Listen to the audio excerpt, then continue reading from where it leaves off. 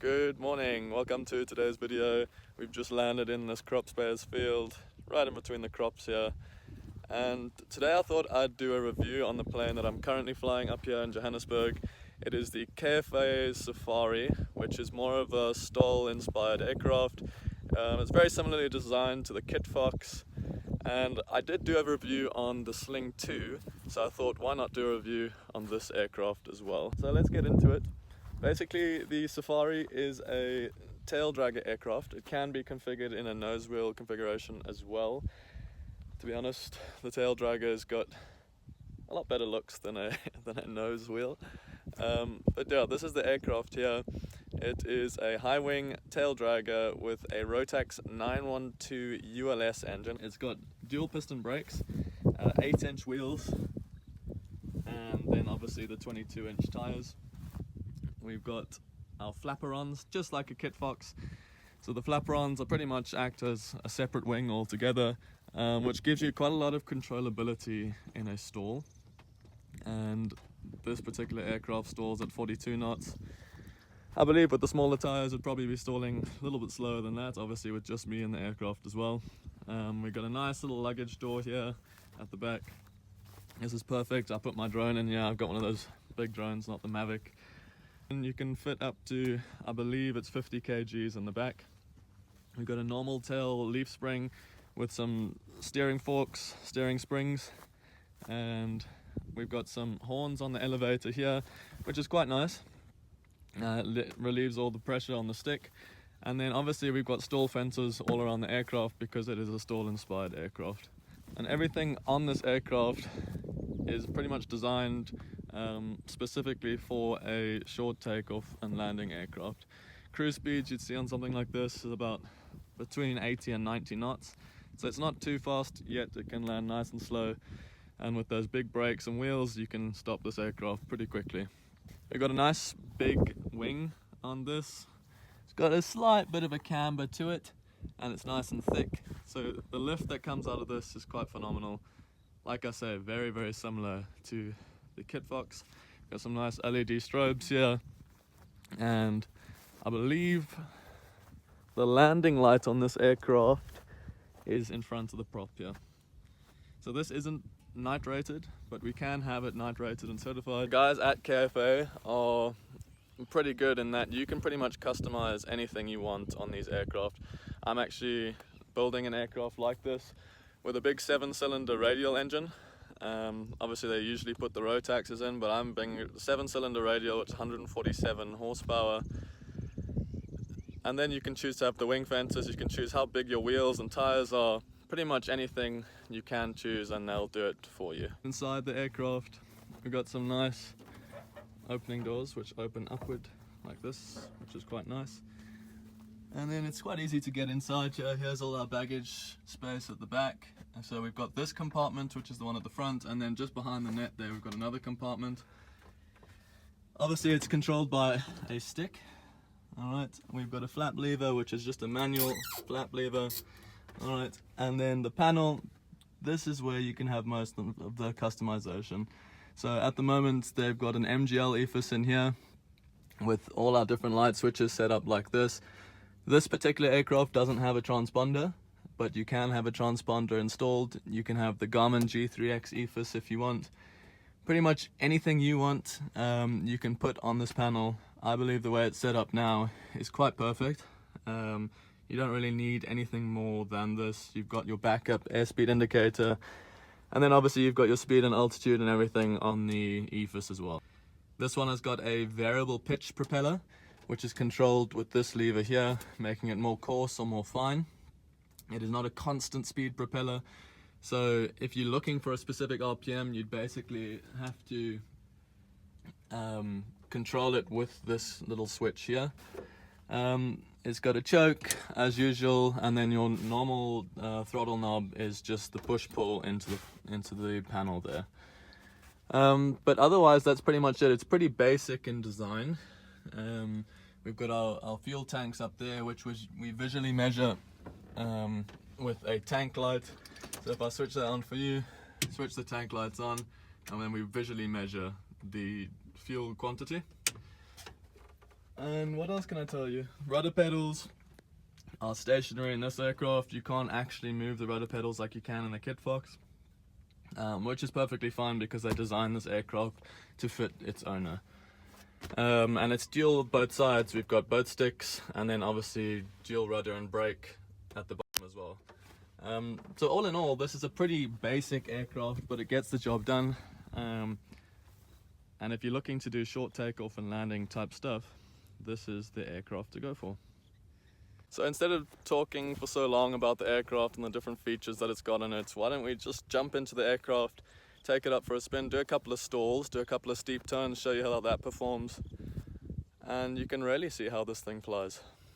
So we're in the aircraft, we're just waiting for the temperatures to warm up on this crop sprayers field. We're pretty much there already, and we're ready to go. I just want to test my fuel pump. Fuel pump looks good. Alright, so basically what I want to do now is just show you how this aircraft flies. A lot of people do reviews of just the aircraft on the ground, and that's obviously not what the aircraft's supposed to do. It's supposed to be flying. And the experience when you own an aircraft is to actually fly the aircraft. Yes, it looks nice on the outside and you can brag to all your friends that you got an airplane, but it doesn't fly well. So let's put this through its test. We'll do a stall, we'll do a steep turn, and then we'll land back at Petite Airfield. And then you can see how it flies. I'll tell you a little bit of the characteristics of how it flies, and we'll go from there. So let's line up here. There's nothing coming there, nothing coming that side.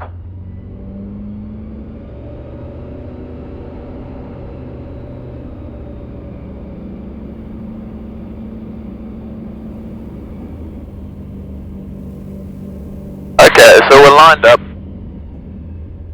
Temperatures, pressures are all in the green. Alright, landing light's gonna come on. And here we go.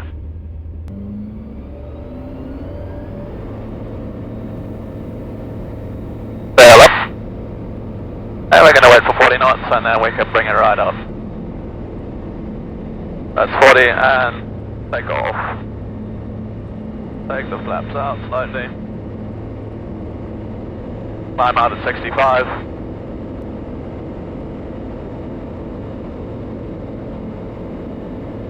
Temperatures and pressures on the green. As you can see there, that's a pretty short takeoff roll, which is quite common in the Safari.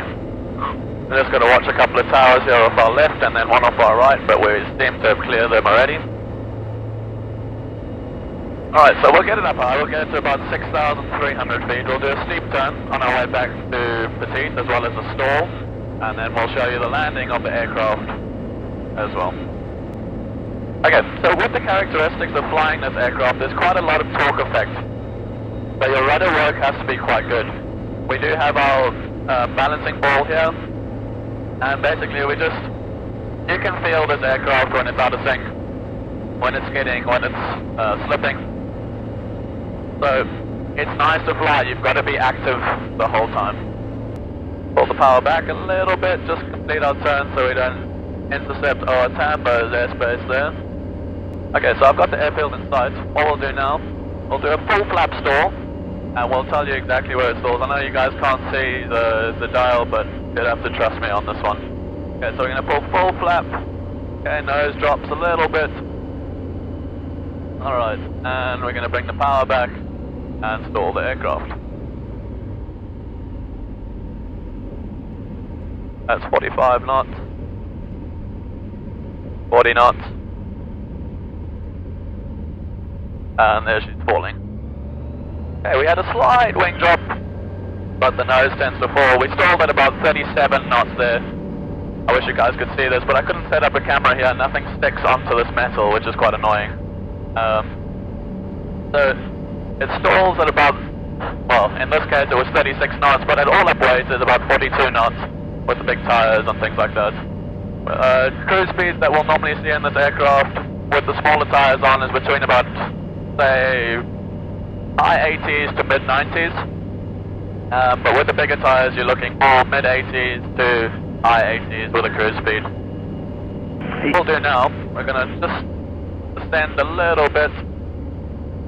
We'll do some steep turns here, and we can really do some steep turns with this aircraft. So we'll do one to the right, full 360, and then we'll go and do our landing there at Petit Airfield. Alright, so let's put our steep turn in.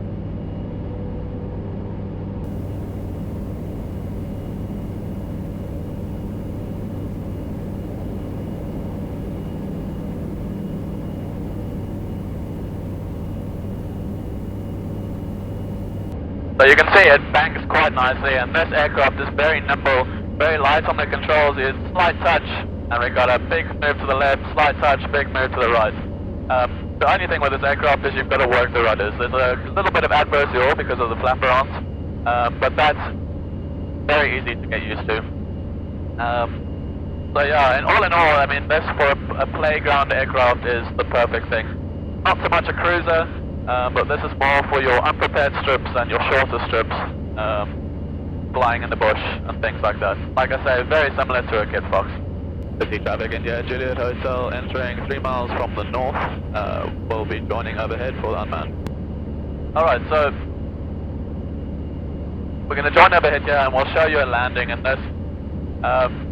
With the smaller wheels, you get quite a nice little 3-point attitude.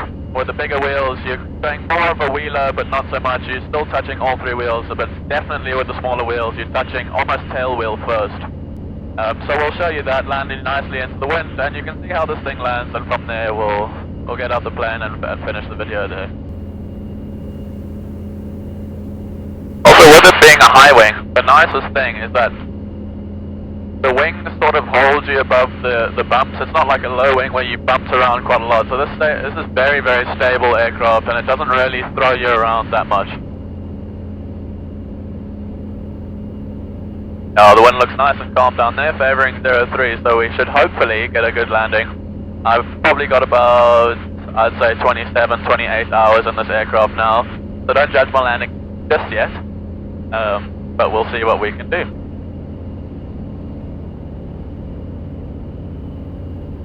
City traffic, India Juliet Hotel, turning right base, runway 03, full stop.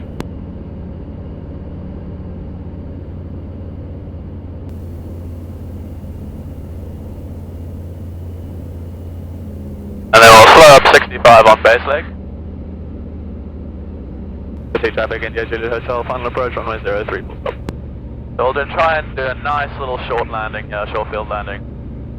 60 knots on final, and then we bring it over the fence at about 50. Full flap.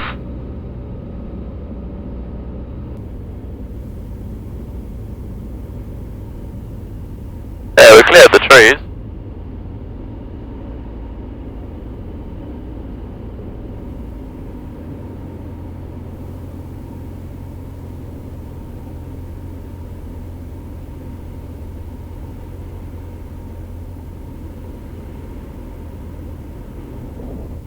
There we go, tail wheel first, and we'll do a short field landing. There we go. And there we have it. That is a landing in the KFA Safari.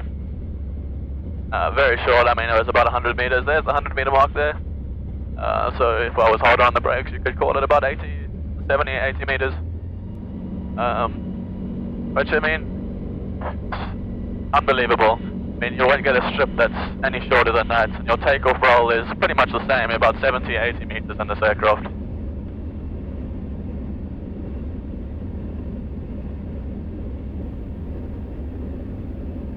Alright, so we're vacating the active runway. Petit traffic, India Juliet Hotel vacating the active, and we'll be taxiing back to hang on. Alright, and there we are, off the runway. I hope you guys got as much information as I possibly could give. And thank you so much for watching the video. If you haven't already, subscribe to the channel. And if you did like the video, it really helps me out. And I'm really enjoying making these videos, so we'll keep on going and I'll see you in the next one. Thanks so much.